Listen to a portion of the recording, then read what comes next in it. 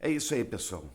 Terminou 2023, mal começamos 2024, mas com uma perspectiva, na minha opinião, bastante negativa em relação à justiça no Brasil. Hoje estamos num estado de coisas, de insegurança jurídica, né, de militância jurídica, que é uma verdadeira excrescência perante o mundo civilizado.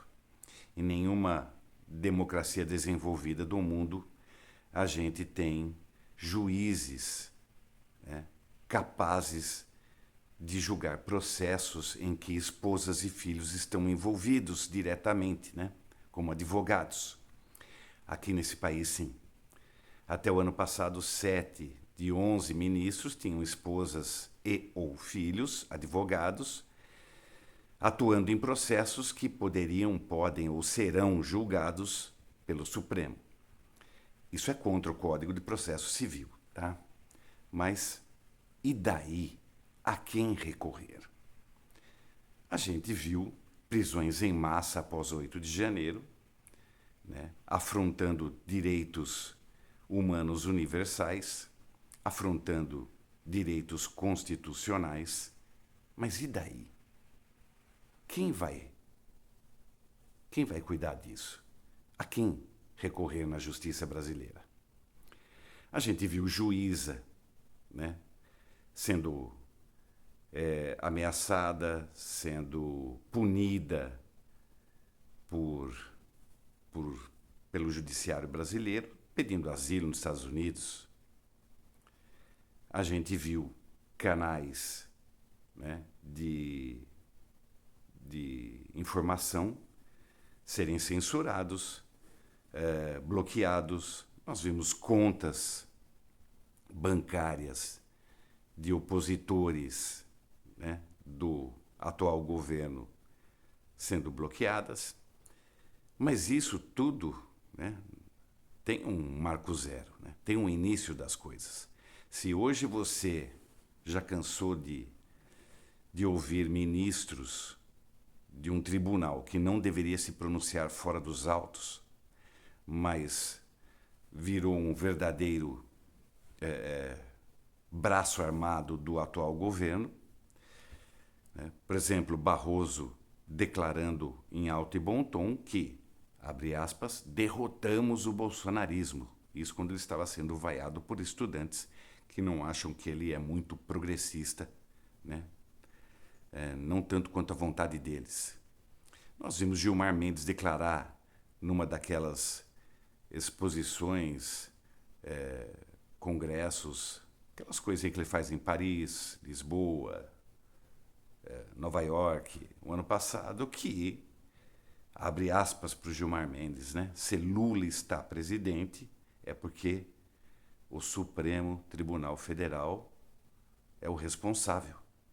Eu achei que o responsável eram as infalíveis urnas eletrônicas, não o Supremo. Mas quem está dizendo é ele. Nós vimos aí, se a gente vê aí o Alexandre de Moraes dizer que já sabia de antemão, antes do 8 de janeiro, que haviam 3 planos para matá-lo, vindo dos golpistas do 8 de janeiro, com participação de agentes da ABIN e do Exército. Eu gostaria que desse pelo menos uma prova, porque não haveria uma agência brasileira de inteligência mais incompetente, porque todo o Brasil sabia que Alexandre de Moraes não estava nem aqui no 8 de janeiro, estava de férias em Paris com a sua família.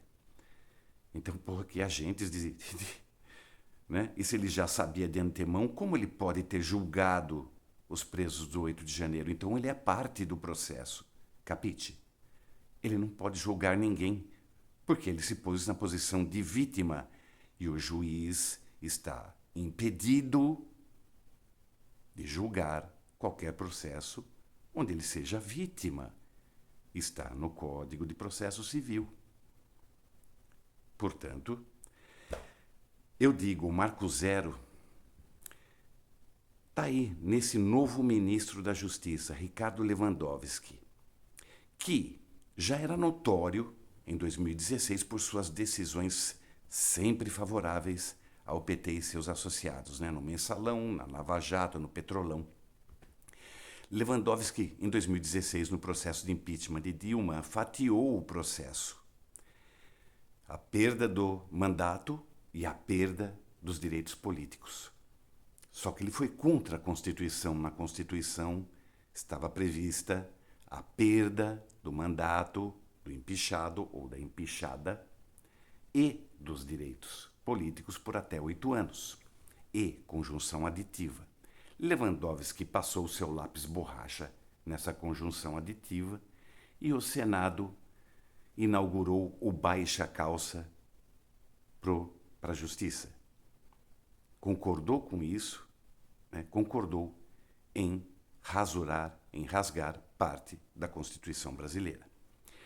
Então, é isso aí. Lewandowski volta de novo do Pet Sematary agora como ministro da Justiça, e eu quero recomendar essa música mesmo, cara.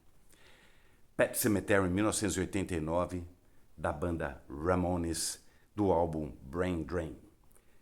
Então, eu sempre penso nessa música. Parece que a justiça foi enterrada no Pet Sematary e voltou como algo que não se reconhece mais. Até o próximo.